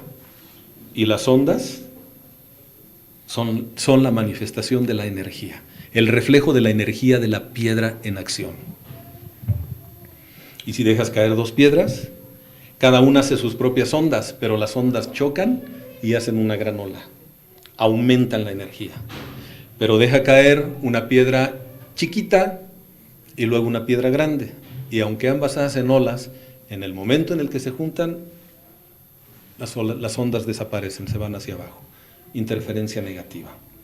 Los seres humanos hablamos un lenguaje, los animales no, se comunican a través de una comunicación no verbal, pero sienten la vibración. Una gacela ve al león y no se pregunta si el león es bueno o malo. De hecho, no le va a preguntar, oye leoncito, ¿ya comiste? ¿Tienes hambre? ¿O me vas a devorar? No, la vibración del animal hace que se retire inmediatamente. Nosotros a veces sentimos mala vibra en alguien y de pendejos nos quedamos. Y te dicen, no tengas miedo, no pasa nada, estamos bien. Tú confía en mí. ¿O qué? ¿No me tienes confianza? No le haces caso a la tripa, porque la vibración la recibimos en el plexo solar. ¿Qué necesitamos entonces? Aprender a vibrar de acuerdo a nuestras emociones, comprender que las emociones son un regalo de Dios y que sirven para que nos relacionemos con cosas, personas, circunstancias e inclusive con ideas. Porque a veces nuestras propias ideas nos llegan a generar emociones y sentimientos muy fuertes, de una o de otra índole. La inteligencia emocional la podemos desarrollar de acuerdo al trabajo de los 12 pasos. Primero, la admisión, que produce emociones muy encontradas, sobre todo en un alcohólico cuando vive en negación. Nos vamos a un segundo concepto básico, análisis de la personalidad y catarsis, lo que son los inventarios y el reconocimiento de nuestras faltas ante Dios y otro ser humano. El restablecimiento de las relaciones interpersonales, ¿qué es? No es más que el ejercicio de la inteligencia emocional que hemos intelectualizado, porque hasta el séptimo paso, la verdad es que hemos intelectualizado. No, yo ya soy una buena persona, ya trabajé mis resentimientos, ya no tengo odios, ya no tengo frustraciones, ya estoy a toda madre. Haz una lista de aquellos a quienes dañaste. Ya hice mi inventario, sí, pero ahora es otro inventario. Ahora es a quienes dañé. Consciente o inconscientemente, directo o indirectamente, de manera permanente o de manera intermitente, física, mental, espiritual, económica, sexual, socialmente, etcétera, económicamente. Y ahora que ya hiciste otro inventario, un inventario de segundo orden, ahora hay que ir a reparar daños. Y ahí es donde vamos a ver qué tanta inteligencia emocional has desarrollado. Porque a lo mejor llegas y le dices a tu hermano, perdóname por esto y lo otro, aquello, y el hermano de manera noble te dice, sí, cómo no, y perdóname tú también. Pero a lo mejor te dice, ¿sabes qué? No te perdono. O con una expareja, quiero que me perdones, y te dice, no te perdono. Te odio y te voy a seguir odiando toda tu vida. No sé cómo tienes la pinche desfachatez de venir a buscarme. Y vamos a ver cómo vas a reaccionar. Si reaccionas con ira, todavía te falta mucho. Si reaccionas con depresión, todavía te falta mucho. Si permites que te llene de culpa, siendo que tú creías que ya te habías librado de la culpa, todavía te falta mucho. Y si cometes la inocentada de reclamarle a Dios y decir, ya ves Dios, yo quiero ser bueno, pero la gente no se dé, pues entonces estás todavía peor. Octavo y noveno paso son inteligencia emocional, es el laboratorio de la inteligencia emocional dentro del programa. Y de ahí vamos a migrar a la inteligencia espiritual. Inventario diario, 10º paso, y hay un encadenamiento directo entre 10º y 11º paso, oración y meditación. Y dice Bill, solo se burlan de la oración y la meditación aquellos que no la han practicado. Herramientas donde vamos a unir la parte espiritual, la parte invisible, no inexistente, por favor. No se me apendejen porque aquí es donde luego se me pierden, ¿sí? La parte invisible no es inexistente, solo quiere decir que no la puedes percibir con los sentidos burdos del cuerpo, que son maravillosos y un regalo, ¿eh? Cuando digo burdos no es un insulto, es una descripción, porque tenemos un nivel de percepción mucho más sutil, la intuición y la parte espiritual, el contacto de espíritu a espíritu, que es el que te regala el programa, y cuando te dice vamos a tener un contacto consciente con tu poder superior, es una de las partes más refinadas de la naturaleza humana, porque probablemente no vas a ver a Dios, pero sí lo sientes, y el que sienta su presencia es profundamente sanador. ¿Y qué sucede entonces? Que das un salto cuántico. ¿Cuál es el salto cuántico? Bueno, ejemplo, está este átomo, una partícula atómica, y anda un electrón orbitando alrededor. Y de repente llega un fotón con F, ¿sí? Llega un fotón que es la partícula energética más pequeña que se ha detectado y le da un golpecito y lo sube de frecuencia. Entra en otra órbita ese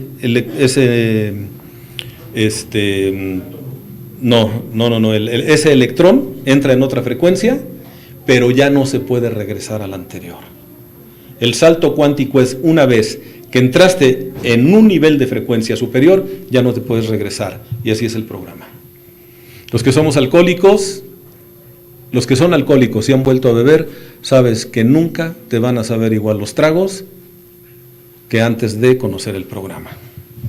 Porque para tu bien o para tu mal, cuando tú empezaste a trabajar con el programa, diste un salto cuántico.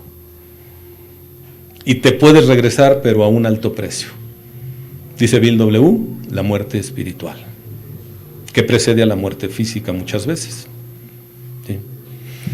Necesitamos entonces entrenarnos en el programa que nos regala la posibilidad de desarrollar un altísimo nivel de inteligencia emocional e, insisto, de ahí la inteligencia espiritual, que podemos las dos practicarlas de manera simultánea. No es que tengo que cubrir esto. Miren, si algo tiene el enfermo emocional, sobre todo el alcohólico, es que no es pendejo. No conozco un alcohólico que sea pendejo. Al contrario, se pasan de listos. Por eso la familia y las parejas se quejan. Digo y las parejas, porque ojalá y fueran de una, ¿no? No, sí, no hablo de las parejas al mismo tiempo, sino de las parejas que los han dejado por cabrones o por cabronas, porque también hay borrachas. O sea, yo no dudo de la inteligencia racional del enfermo emocional. Lo que sí es que en mi caso particular y en el de muchos, he detectado que en una etapa de nuestro proceso de recuperación teníamos un altísimo déficit de inteligencia emocional. Y como no sabíamos qué hacer con nuestras emociones, las anestesiábamos para no sentirlas. Y como el alcohol tiene mucho de perverso, es muy agradable para los sentidos y por lo mismo muy perverso, el alcohol es una droga de doble vínculo, que te lleva a no sentir ciertas emociones y solo te permite vivenciar algunas emociones estando alcoholizado. Es una droga de doble vínculo, o sea, te tuerce los dos brazos al mismo tiempo. Y salir de la prisión es difícil. El alcohol y la droga no sueltan fácilmente a sus víctimas. ¿Por qué? Porque son sumamente agradables en lo que se refiere al concepto indolencia. Me deja de doler mi soledad, me deja de doler mi inseguridad, me deja de doler el abandono, me dejan de doler mis asuntos inconclusos. ¿Cuántas muertes no hemos llorado? ¿Cuántas disculpas no hemos pedido? ¿Cuántas deudas no hemos pagado? Y olvídense hacia afuera, hacia adentro. Hacia adentro. No has vivido el duelo. Muchos por eso recaen, porque no le han llorado a su botella. Tienes que llorarle a tu droga, tienes que llorarle a tu botella, tienes que llorarle a tu vida ingobernable, porque fue la muleta que te mantuvo viva, que te mantuvo vivo, pero el costo que estabas pagando era muy alto. Eso te sirvió mientras podías valerte por ti mismo. El programa te permite andar sin muletas, pero tienes que practicarlo.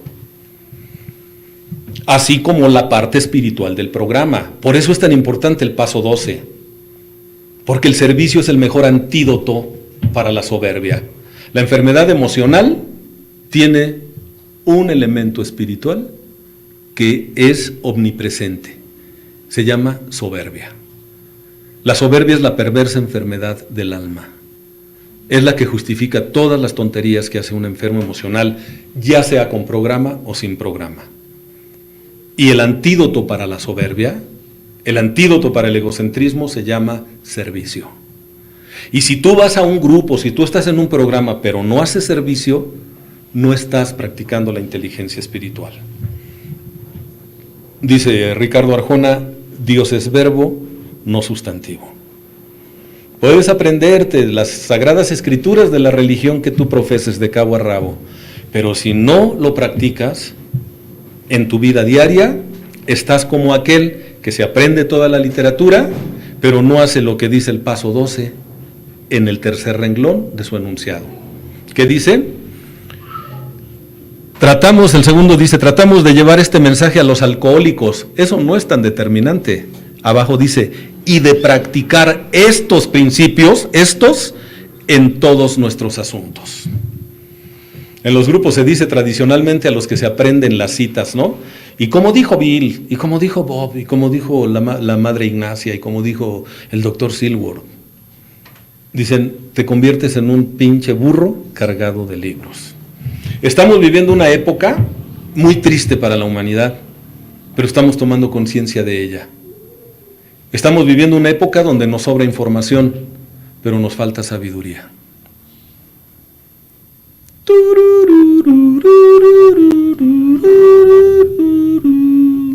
Tenemos un chingo de información.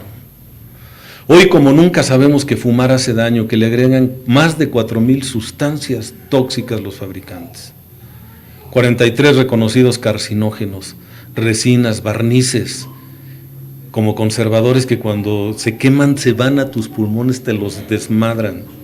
Arsénico, que es un veneno letal. Nos sobra información, pero nos sigue faltando sabiduría. Decir esto no porque me hace daño. ¿Sí sabemos qué es el alcohol? ¿De dónde viene el alcohol? El alcohol viene de la fermentación de productos naturales, que pueden ser frutas, caña, maguey, agave, la avena, ¿no? Que es con la que hacen el vodka, el whisky. Pero la fermentación son las heces fecales de las bacterias. Cuando está fermentando algo, eso que está fermentando son las heces fecales de las bacterias. Así que lo que tú bebes cuando bebes alcohol es precisamente eso que te estás imaginando. ¿Sí? ¿Sí? O sea, lo que tú estás bebiendo es mierda. Quizás eso explique por qué haces las pendejadas que haces cuando andas borracha o cuando andas borracho. Hoy tenemos esa información y algunos siguen bebiendo con singular alegría. ¿No nos falta sabiduría? Mira, si tú me dices que yo te enseño a andar en bicicleta, yo te puedo presentar un manual completo y muy sofisticado de lo que es el arte de andar en bicicleta. Ya sea a campo traviesa, ya sea en la ciudad, ya sea bajo lluvia, ya sea en una pista olímpica, en donde tiene un peralte que hace que la fuerza, en lugar de ser centrífuga, sea centrípeta, ¿no? Si tú te subes una curva te botaría, pero está hecha de tal manera que aunque te subas demasiado, la misma pista te regresa, o sea, es la fuerza inversa. Te puedo dar miles de recomendaciones. Utiliza una bicicleta Benotto de tantas velocidades, usa un gorro de estos, aerodinámico, pero mientras tú no te subas a la bicicleta, todo va a quedar en una intelectualización. Necesitas aprender el arte de andar en bicicleta con todas las células de tu cuerpo. Porque ¿qué somos nosotros? Somos un cúmulo de células muy especializadas que sirven para determinadas funciones, pero cada célula tiene la memoria genética de lo que somos nosotros. Cada célula puede hacer un clon de ti, una sola célula, compuesta de un núcleo, de muchas sustancias y de 150,000 proteínas que son modificables, en las cuales la genética no tiene que ver gran cosa, que no sea la fisonomía y otras, pero no tiene que ver con enfermedades, no tiene que ver con herencias transgeneracionales. Fue hijo del borracho, tiene que ser alcohólico. No es cierto, es el medio ambiente. El ejemplo, lo que se grabó en tu cerebro, está grabado muy profundamente ahí. Y cuando tú te subes a la bicicleta sucede algo maravilloso. Desde que subes a la bicicleta, las glándulas suprarrenales mandan adrenalina, que te va a dar energía y coagulantes naturales por si te caes y te abres la cabeza o te sufres una herida, no te desangres. Tus glándulas cerebrales van a empezar a generar endorfinas, que son antidepresivos naturales. Por eso cuando estás deprimido te dicen haz ejercicio. Es más, para que la depresión no te pegue, haz ejercicio, punto. Media hora de ejercicio es el mejor antidepresivo que puedes tomar. Me decía un cabrón allá en Estados Unidos, oye, ¿tú no te cansas? ¿Te metes algo? Le digo, sí, le hago a las endorfinas. Dice, ¿y esas cómo, dónde las consigues? No, le digo, no, esas son drogas naturales de mi cuerpo que se dan cuando hago ejercicio. ¿Sí? Tu cerebro va a empezar a generar, a sentir el placer de desplazarte sobre dos ruedas, va a generar oxitocina, dopamina, serotonina, encefalinas, que te ayudan a soportar los golpes físicos. Tu estómago va a sufrir secuestros de sangre. La sangre se va a ir a los brazos para poder controlar el manubrio y a las piernas para la locomoción. Una maravilla, todo tu cuerpo, toda la bioquímica de tu cuerpo se modifica. Y cuando te bajes vas a decir, Roberto, qué razón tenías, andar en bicicleta es maravilloso, pero ya no lo estás intelectualizando. Cada una de las células de tu cuerpo sabe lo que tiene que hacer, porque el ser humano tiene 5 billones de células en promedio, billones, 5 millones de células que trabajan con una inteligencia maravillosa, en donde cada una de las células está realizando cientos de operaciones por segundo, y cada una de las células de tu cuerpo sabe lo que las otras están haciendo. Somos una verdadera creación de Dios. Nuestro cuerpo es una maravilla que trabaja en un sistema multinivel que nos permite no solo sobrevivir, sino reproducirnos y ser felices. Y solo somos felices cuando hemos desarrollado inteligencia emocional. Cuando comprendemos que estamos aquí de paso y por lo tanto debemos apreciar y valorar a los que son nuestros compañeros de viaje. Nosotros nos tomamos por dados los unos a los otros, pero miren, en 200 años ninguno de los que aquí estamos vamos a andar deambulando por estas calles. Y vas a extrañar a todos aquellos que compartieron el tráfico, las lluvias, las elecciones del 2018, con todas sus mentiras que se dijeron. Vas a encontrar otro tipo de cosas y sobre todo una inteligencia emocional saludable. Me acerco, sé que soy una obra en proceso, que soy un ser que está evolucionando constantemente, porque yo hacía meses que no veía a David, no veía a Daniel, pero a mi amigo Arturo, pero yo sé que nosotros somos la versión corregida y mejorada de quienes éramos la última vez que nos vimos. Y que estamos unidos por la fuerza del Espíritu. El Espíritu se llama Programa de 12 Pasos y concretamente el paso número 12, que muchos dejan así como, esto es pasar el mensaje. No, pendejo, es el paso que nos habla del servicio. Es el paso que te abre una puerta, te abre una escotilla a la libertad para que dejes de intelectualizar la espiritualidad como probablemente lo has hecho en el paso 11. Señor, hago mi oración del Padre Nuestro para mí, que soy cristiano, ¿no? Una de las religiones cristianas, no como filiación específica. Señor, y te pido por todos los demás, y esto y lo otro. Y en el paso 12 el Señor me dice, ya no me pidas, ahora tú haz algo, cabrón. Porque nada más me encargas a tus prójimos. Mira, vete a la hacienda, sírveles café, haz esto, haz lo otro, haz aquello, escucha sus vidas, ¿sí? Apóyalos, soporta sus neurosis. Ya, o sea, sí, ya te entendí que eres muy espiritual. Ahora quiero que seas más acción. Quiero que seas verbo y no sustantivo. Esa es la parte de la inteligencia espiritual, y mientras más desarrolles tu inteligencia espiritual, mejor se manifiesta tu inteligencia emocional. Y tu inteligencia racional, que ya tiene lo suyo, la podrás ir empatando cuando entiendas algunos procesos como yo los entendí. Ahora que estoy trabajando con esta de la cuestión epigenética, yo estoy trabajando mucho con mis pacientes a nivel memoria celular. Ni siquiera me interesa que me digan lo que sienten, me interesa que sus células reciban el mensaje. Colapsar las anclas que tienen, poder hacerles creer que sí pueden hacer muchas cosas que ellos creen que no. Estoy en el punto de quitar, en la medida de lo posible, a través de la praxis de lo que he aprendido, esos diques que nos han hecho creer que somos un cuerpo y una mente, en lugar de ser una unidad física que tiene características maravillosas como cuerpo, mente y espíritu. La vida espiritual existe, y lo que primero enferma es la mente, después el espíritu, después la mente y al último el cuerpo. Necesitamos aprender a ligar esos aspectos. El programa nos da todo eso, nos da recursos maravillosos para lograr ese tipo de cosas. Escuchaba hace muchos años ya una charla que tenía Carlos Monsiváis con una señora que ya murió también, una mujer admirable, llamada Emma Godoy, la profesora Emma Godoy. Y en ese diálogo que ellos sostenían en un programa del Canal 11, me parece, le pregunta a la profesora Godoy a Carlos Monsiváis que si él conocía ese programa que se llamaba Alcohólicos Anónimos. Y él dijo sí, es un programa maravilloso. Y dice la profesora Godoy, yo también creo que es maravilloso, y me da la impresión que los alcohólicos no se han dado cuenta de la maravilla que tienen en sus manos.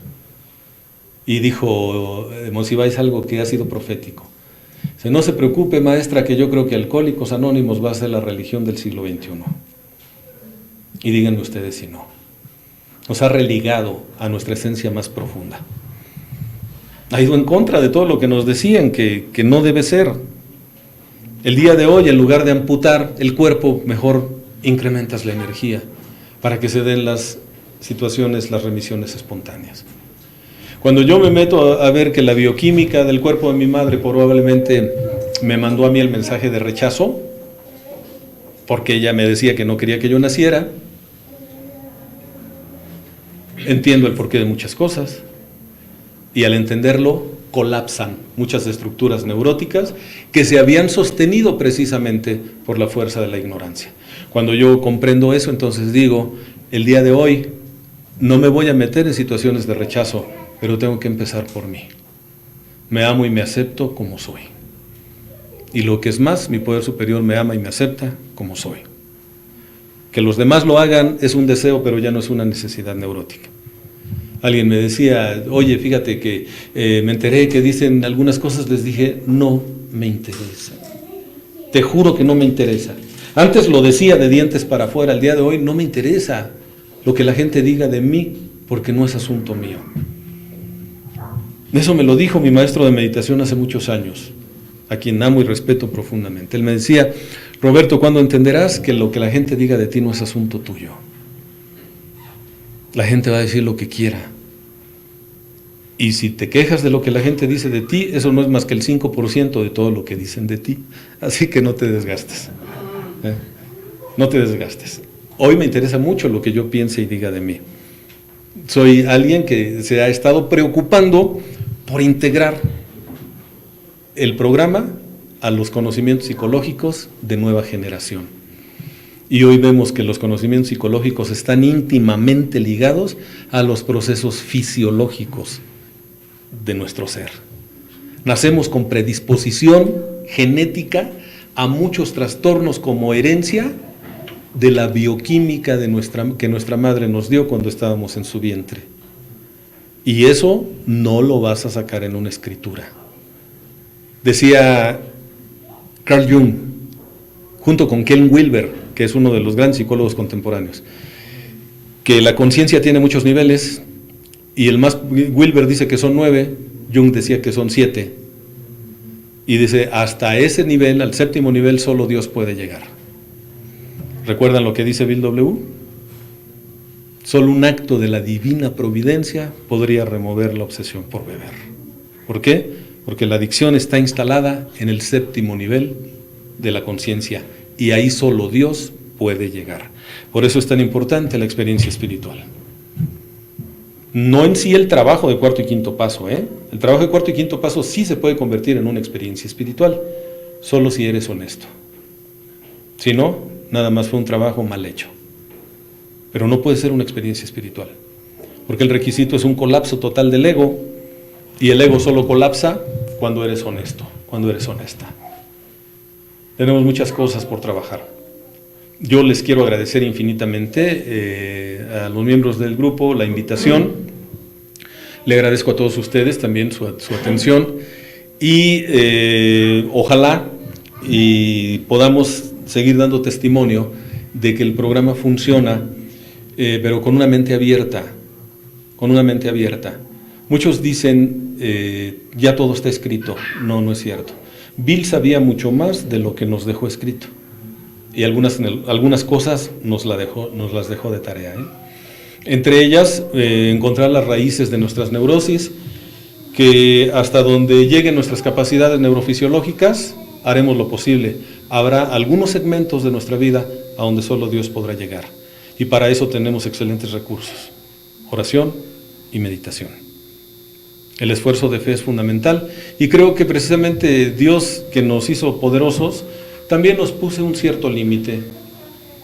Hay cosas que no podremos hacer, para recordar que siempre un poder superior será el siguiente recurso, será la siguiente frontera. La próxima frontera de nuestro desarrollo personal, yo creo que es una sana relación con un poder superior a partir de algo que se llama fe.